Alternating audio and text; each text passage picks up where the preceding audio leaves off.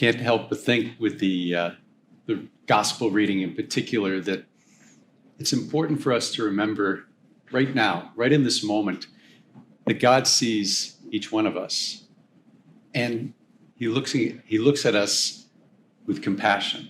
Whatever is going on in our day today, whatever is in our hearts and in our minds, Jesus is looking upon each one of us with all the compassion we could ever imagine. There are times in life when we find it hard to see the world around us, not because we're having any trouble with our eyes, but because our hearts are heavy to the point of being overwhelmed. I'd imagine that had to have been the case with the widow in today's gospel, who had lost her only child, her son. In addition to her great loss, her life, her well-being was uncertain. It's in this context that two groups of people are passing in opposite directions at that city gate of Nain. The widow and the mourners carrying her son are leaving for the burial grounds.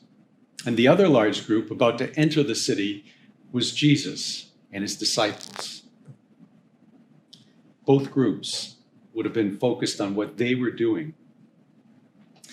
And I was thinking those city gates could be a little like the arrivals and departures at an airport or a bus terminal or any place like that. They're a chaotic scene. Unlike the centurion from yesterday's gospel who sought out Jesus, it is in this case that the widow said not a word. We don't even have any description that she looked at Jesus. And amidst the throngs of people, it was Jesus who saw her and was moved with pity for her. Jesus' compassion leads to action. He reassures this mother by telling her not to weep. And then he touches the coffin and he tells the young man to arise. The dead man miraculously sits up and begins to speak. Once again, we witness the power of Jesus' word to either heal or, in this case, raise a person from the dead. Before Jesus, it was the prophets praying to God and healing would take place. But with Jesus, it is his word alone that brings about these miraculous events. The Gospel of Luke, more than any other, emphasizes Jesus as our Savior. Luke points out that an encounter with Jesus brings about liberty from sin and a new life of grace, not at some future point down the road, but immediately. Remember Jesus' recognition of that woman's grief and his immediate action by telling the young man to arise.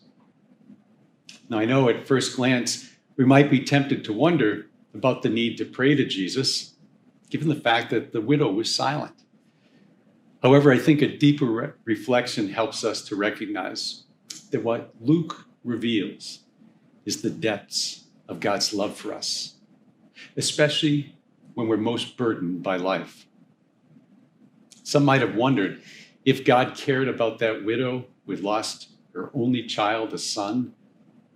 But what Luke reveals is that God sees every trial we experience, and he wants to help us, even when we lack the strength or the words to ask at that time.